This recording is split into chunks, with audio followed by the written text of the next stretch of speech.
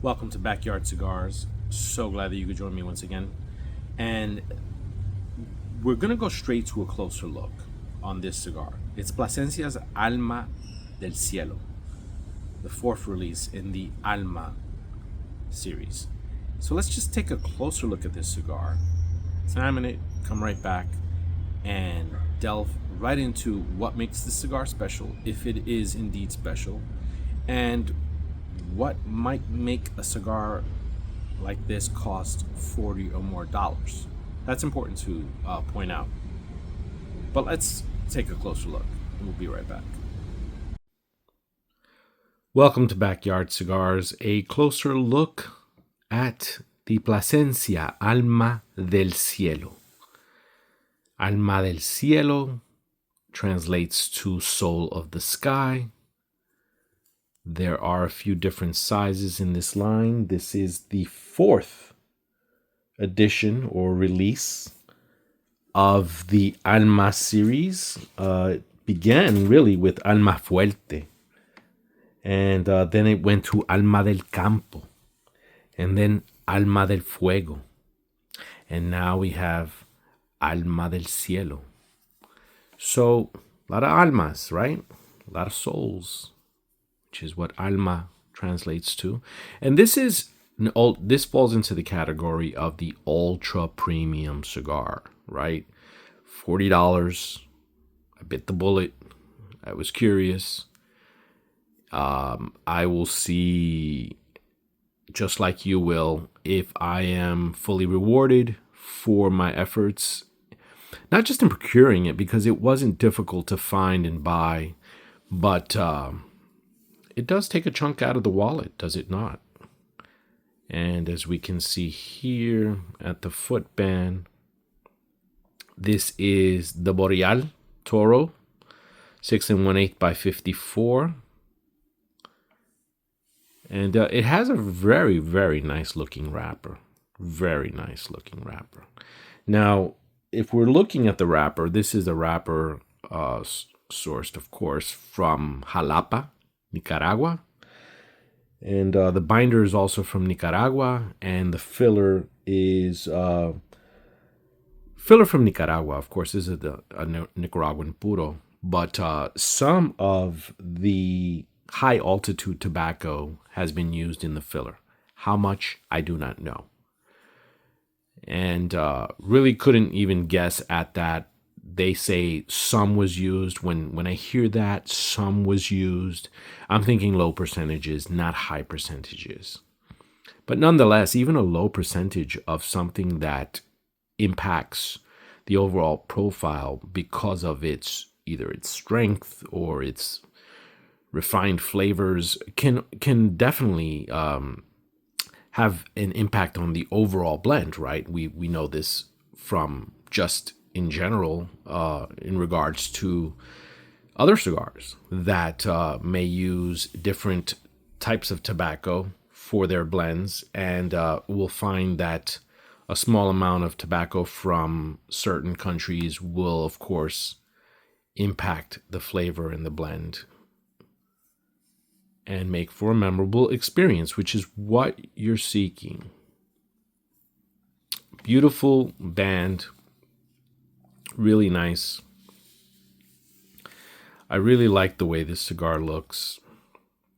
I like this size of the cigar, 6 1/8 by 54. I like cigars of this size. Not always, but I do like them. And this is no exception. When you get a nice looking toro like this, it's a little more girth to it with the 54 ring gauge. It tells me that I'm in for a possibly a longer timed smoking experience. And yeah, just really, let's just come up really close on this, and you can see that it has a really nice looking wrapper on it. Let's look at the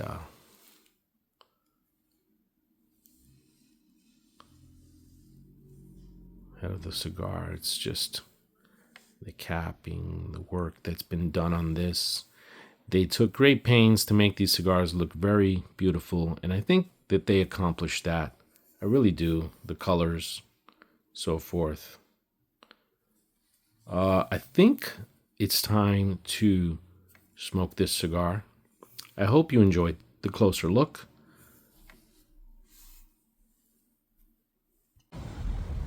Thank you for checking out the closer look for this cigar. I'm back now, and full disclosure, in case you see it, I did notice some bubbling at the foot of the cigar before I lit it, and I sensed that that might be a troublesome issue, but I was trying to be positive. I didn't even get out the glue. And sure enough, as soon as I lit it, I started to see it just kind of split, and it went up about an inch or so, and it was cracking, and it unfolded at the leaf. I took care of it with the glue. It wasn't pretty, but that is more probably the case of how it was kept or stored where I purchased it from. Actually, where I purchased it from, they're usually pretty good. They don't have any issues.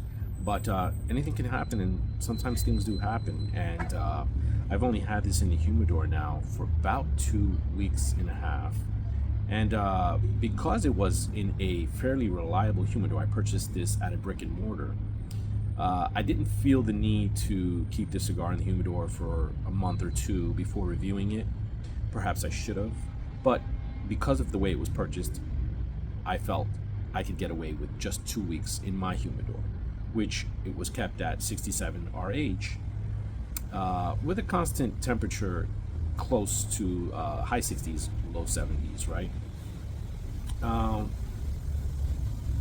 What I get initially from this cigar, is a very creamy mouthfeel.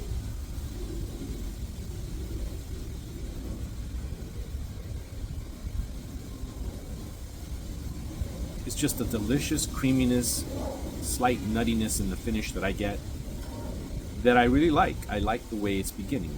But let's talk about the cigar. Some people don't like it when I talk too much about a cigar, right? They just want to know what I'm tasting. Is it worth it? Is it not? Just get to the meat and potatoes, Jose. But what I say to these individuals is you are robbing yourself. You're robbing yourself of learning something more than just about what am I tasting, which is very important. And I will say it is probably the most important thing, right? How you're enjoying it, how you're perceiving it, and in the long run, how you experienced it, right? Totally agree. But I also feel like you got to be an educated consumer. You have to kind of know what you're getting into before you get into it. Because if you're the type of individual that just goes to a cigar shop and just buys the most expensive cigar because someone said so, or because you think that that price indicates satisfaction, or you just want to show off and look at me, I got the most expensive cigar in the cigar place, then maybe some of my videos are not going to be suited for you, because you are really looking at brands, brand recognition, and status. And I'm not about that. I'm certainly not about that. I appreciate status, and I appreciate those that, you know, can look at status, but also look beyond that. You know, because, you know, to be sitting in a cigar lounge and you're smoking Cohiba, but you're smoking it because you want to be seen smoking a Cohiba, not because you really like Cohibas. I mean, the two can be true, right? But generally speaking, when I smoke a cigar, regardless of the price or the hype behind it, my thing is to know more about what went into making that specific cigar. And perhaps I'm a little extra because I review cigars, and that may be the case, and you don't review cigars, and you're just thinking, hey, just recommend me a good cigar. But man, can I tell you how important it is to walk into a cigar place and not feel overwhelmed, and just to sort of kind of look at everything and kind of know a little bit about everything, more or less. And if you don't know about everything, that's fine, but at least know enough about the things you like. So if you're into Maduros, or if you're into aged tobacco, know the brands that, you know, make those type of cigars and the history behind them, which can be very interesting. I guarantee you it can be very interesting. It can broaden your enjoyment. And I say this because this cigar is being touted as a higher elevation grown tobacco. So basically, some of the tobacco that's in the filler came from a farm, Finca San Julian. And Finca San Julian in Nicaragua, in Esteli, was once owned by Nestor Plasencia Jr.'s mother. And basically, this was a farm that was in the family. He had heard the stories of this farm. It was used to grow coffee and cattle primarily. And, in 1961, it was sold.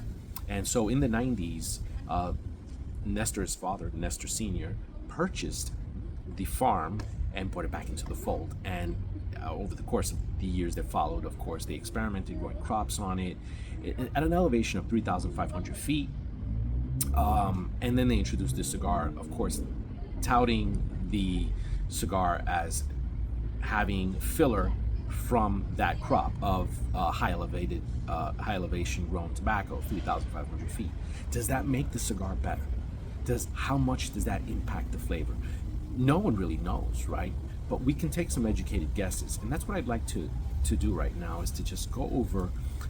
I said that this is a $40 cigar. It's actually $25. But if you go into a cigar lounge, I ended up paying $37 for it. So it can be close to $40 if you're going into B&M. And if you're purchasing it online, then of course you're going to get that $25 price. And if you get a sale, you might even get it for a few dollars less. Nonetheless, it is in that ultra premium category. And we have to take notice of that. If we're going to spend extra money for these so-called special cigars, then we need to know that they're actually special, or that they're actually going to deliver on the quality for what we're paying. So bang for your buck, right? I think that interests a lot of us, even if we, say, oh, Jose, you talk too much about the history, but I also get around to value, and value is important. We'll be right back home. When you're growing tobacco at a high elevation, the leaves are going to grow slower. The temperatures, particularly in the evening, are going to be cooler. This is going to be a slow growth tobacco, but the leaves are going to be more concentrated. And there'll be nuanced flavors to these leaves, to this tobacco crop. It'll be different. And whether different equals better, that's subjective, right? It'll be something different, and it'll be something that you can use according to what the blend needs. Now, if we're going to talk about high elevation tobacco growing, then we'll look at El Séptimo, which grows tobacco at an elevation of nearly 6,000 feet above sea level. This is in Costa Rica, and it is, as we know from El Séptimo's tobacco, you can say what you want about the blends, and I have. We can say what we want about their marketing, and I have. But generally speaking, when I smoke an El Séptimo cigar, I sense quality for the most part. And in the instances that I've smoked, I can say that I taste quality, right? I taste a good tobacco, a good Costa Rican tobacco. Does the elevation make that Costa Rican tobacco better?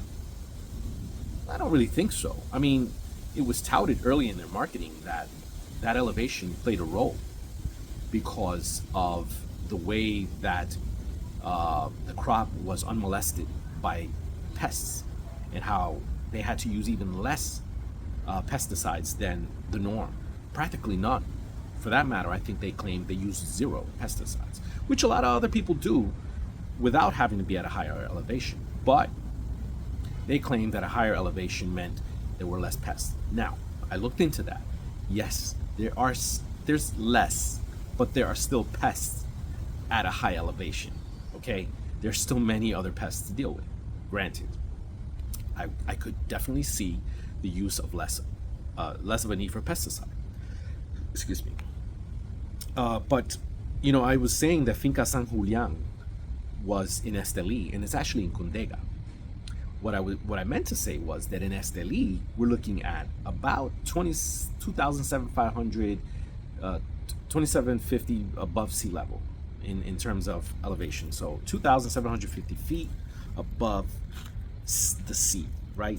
I mean, when you're going from 2,700 to 3,500, that's not a huge difference, right? So right then and there, I'm going to tell you that a lot of this is marketing. It's marketing. The farm was purchased in the 90s as a gift for Nestor's mom by his dad. It was a surprise gift. I'm sure the family was very happy to have it back in the fold. I'm sure that they relished the opportunity to do something with the farm, something like this, to make it special.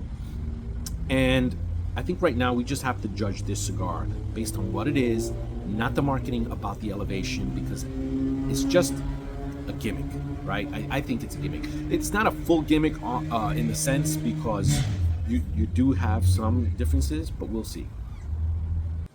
Now, as I'm tasting the cigar, I'm telling you it's smooth, it's creamy, slightly nutty, slightly floral.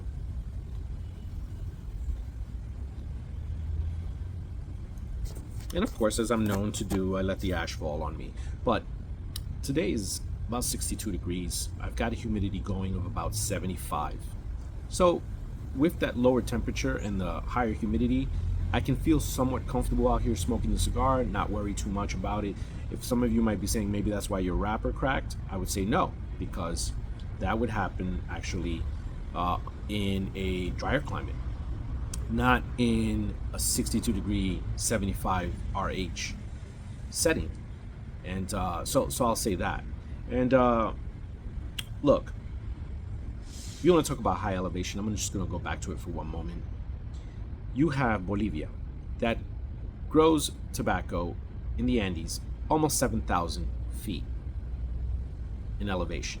Now, granted, most of their tobacco is going for cigarettes and, home in-house consumption, right, by the people of Bolivia. We don't know Bolivian tobacco to be used in premium cigars. So we're not talking about, the premium tobacco that is being grown in Finca San Julian or any of the other well-known regions. But tobacco is still grown, right, at those levels.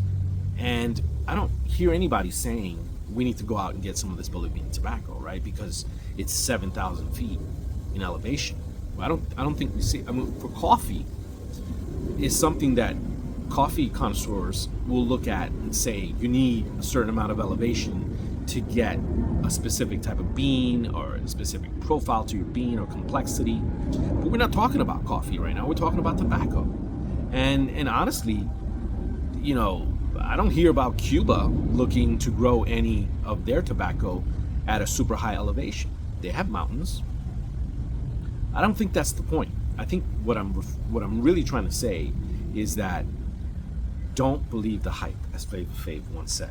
It's just a matter of knowing what you're looking for in a cigar. And if you're looking at a cigar with this type of price tag, you should at least know going in. Don't have the wool over your eyes. Don't say to yourself, I'm going to buy this because they said, Nestor said, or the Plasencia company said that because we put some, not even 100% filler from that crop, but some of that crop filler into the cigar, that it's going to be marvelous. No, I would say instead, look at the fact that the Plasencias make really good cigars and that they are very good judges of high quality tobacco.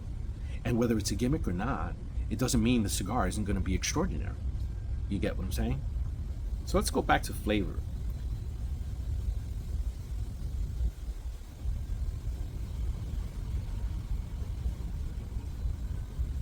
Yes, that's that floral, something. It's like a florally like type flavor that I get in the finish, and then I get this nuttiness. But overall, it's this creaminess that is really dominating the flavor profile for me. And I really like a creamy cigar. Who doesn't like a creamy cigar? Well, there might be some pepperheads that don't like a creamy cigar, but I like it so far. I do, and there's a lot of cigar left for me to start passing judgments on whether it's a bang for your buck or whether it's worth the value of spending $25, $35 for. We can touch base on that down the line of the review, but right now I want to smoke this a little bit more, in touch with it a little bit more, and then get back to you and tell you what I'm feeling. This is where we're at, and we've gotten past the area that I had to patch up with glue, and it's smoked well, no issues whatsoever. The draw is very consistent, very good draw. The construction on the cigar, from what I've been able to tell, regardless of that little snafu with the wrapper, has been very good. The flavors have been very consistent. Creaminess from beginning, even up until now. Slight nuttiness, slight floral flavor.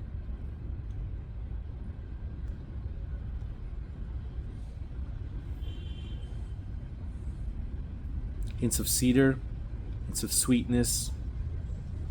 I really like retrohaling this cigar. I think this is a cigar you can easily retrohale, and I think it's really gentle on the nasal passages. It is refined. But look, I will attribute that refinement to the experience and the expertise of the Plasencia family. So again, knowing what goes into a certain cigar family, and how they do business and how they make and process tobacco plays a large role in possibly determining whether I should purchase this cigar. I look at it that way sometimes, but also you can't ignore the newbies, companies that are boutique and that are making small amounts of cigars, limited releases, and are making their mark as well. So an established family like the Plasencias is something that I would look at and I would say, okay, they're like a sort of like a legacy family, right? You could say they're a legacy, and they make fine cigars, but they didn't always. You know, their bread and butter was originally just the production, right? They were growing the tobacco. Then they decided to release cigars, very much like Aganorsa, that they said, hey, we sell all this tobacco to everyone else to make fine cigars. Why don't we use some of it for ourselves and sell some of our own cigars? And it works sometimes. It really works, because you get some really good cigars that years ago you would have said, well, I couldn't have imagined that this company would have been producing such fine cigars. The Mirafil family just recently, not that long ago, decided to do the same thing. Now, I don't think that their releases have been really spectacular, but I digress. What I'm saying is that you have individuals at the helm that really know what they're doing with the tobacco that they have. And I think that's important. That's important to know. So whether you're purchasing a boutique cigar or whether you're purchasing a cigar from an established family, tobacco family, I just think it's important to know the little things, the little details about what makes the cigar line, the tobacco that this particular family uses special or different. This is different, but I wouldn't deem it special. I just wouldn't. Look, what we know about tobacco grown at high elevation is that without the shade, there's more sunlight. There's more concentration in the leaves. There's a refinement to certain flavors, and it does impact the overall flavor of the cigar. Very much like how you could say shade tobacco is also affected by the way it's grown, right? Especially if we're talking about shade tobacco grown in Ecuador with the special winds and the special soil. Of course, soil goes a long way, but you want your soil to be rich. But the conditions that the tobacco is being grown in plays a large role. We know this already. But like I mentioned before, elevation is just, something extra added to the whole, marketing pitch. And for me, it's more about just, is the tobacco good? I mean, stop telling me about how the elevation is making the cigar special. Tell me about just how the tobacco is special, why it was grown. And you know what? Small percentage of that crop is used in the filler. It's not all of it. For the most part, we're still tasting what we're tasting and experiencing is from their primary farms and from their primary reserves of tobacco that they have.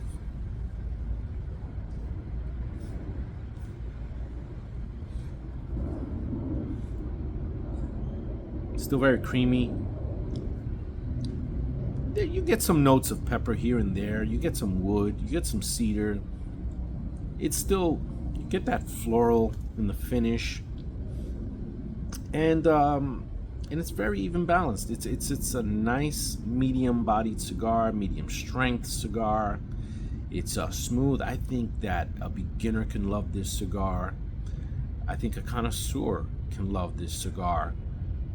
But if we're gonna get down to the nitty-gritty of $25,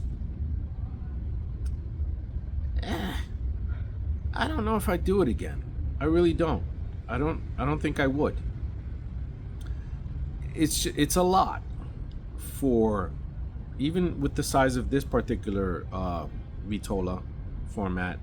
You know, being a 54 ring gauge, you're getting a lot of tobacco. You're getting a good experience here. I guess I would say if I'm at a cigar lounge, and depending on what is being offered, you know, what else is available, I may do it again. But I'd really have to see how it finishes out. I mean, I've still got a good amount of cigar left to smoke, but you know, just experiencing it from beginning to end, and then being able to kind of put everything together and say to myself, is it something I would do again? Right now I don't feel that way, but towards the end of the cigar I might feel differently. I might feel like, yeah, I could probably do it again, depending on the circumstances.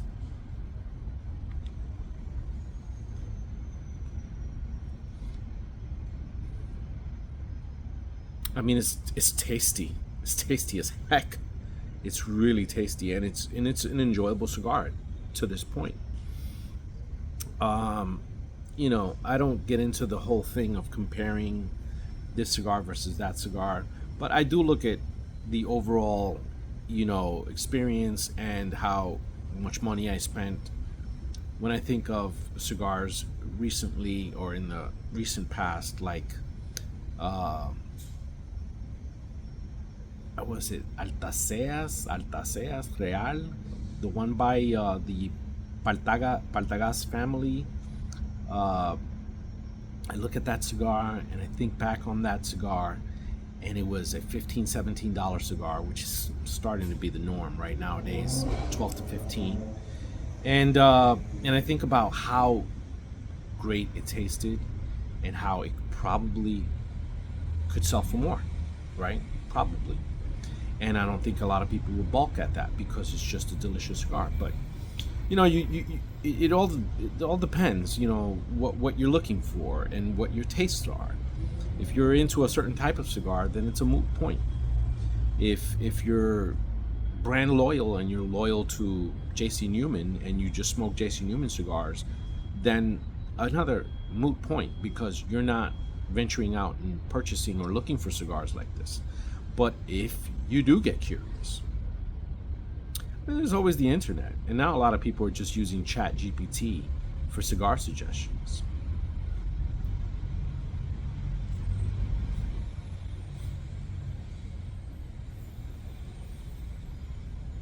Yeah, it's wonderful on the finish.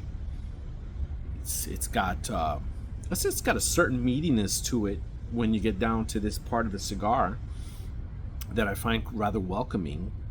Some of that creaminess is giving way, and you're getting a little bit more of the tannins, I guess.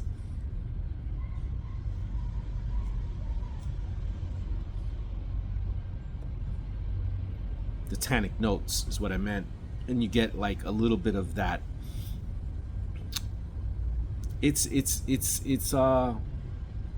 is different, you know. It's different, but it's not so different that you would say I've never had a Nicaraguan cigar that would rival it, or that meets these standards and or expectations. I would say it's in there. It's in the line of what Plasencia delivers, and for the most part, Plasencia delivers really good cigars. I think most of us can agree on that.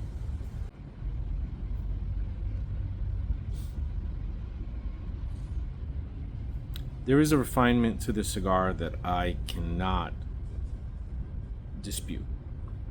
It is a remarkable cigar, and I thoroughly enjoyed this cigar. I really did. I said earlier on, I don't know if I'd do it again, but I think I would do it again. Under the right circumstances, I would do it again. Obviously, I'd like to purchase it as cheaply as possible. So that would mean that if I was at a cigar lounge, I'm probably reaching for a Padron if I'm talking about a $30-something plus cigar. But this wouldn't be a cigar to avoid at that price at a cigar lounge. I think you're going to get a lot of enjoyment from it.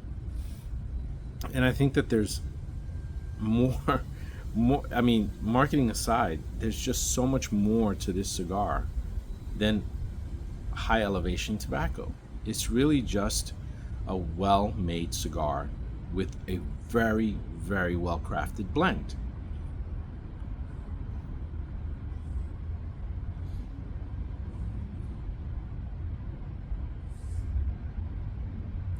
And heading into nub state, it's still burning very well. All of the flavors are still one happy melody, and I like its refinement. I like its consistency. I like its balance. I like how uniform the flavors are. No, it didn't go through many changes, not many transitions, just a few. You got a little less creamy. You started to get a little bit more of, this, I would say you got more of this white pepper, citrus, and floral. And honestly, I loved it. I liked it, and then I loved it. So for me, I feel like there are certain qualities to this cigar that are slightly Cubanesque, slightly, and remind me of certain Cuban cigars. I can't name one right now off the top of my head, but the experience is similar to some that I've had with some very good Cuban cigars that weren't aged.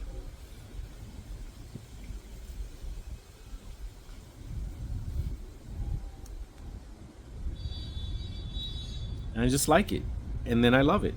It's like I'll take a puff and I'll say, yeah, I like this, and then I'll have a few puffs and I'll say, I love it. And it's just delightful, and it's good to go through those motions when you're smoking a cigar, especially one that you've paid a lot of money for.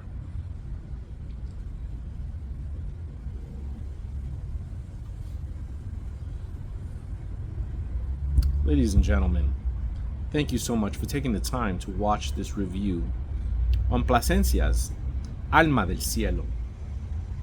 Now, whether or not this cigar is going to actually elevate you to the skies, or whether you're just going to stay at ground level and enjoy it like the rest of the humankind, is really, again, subjective.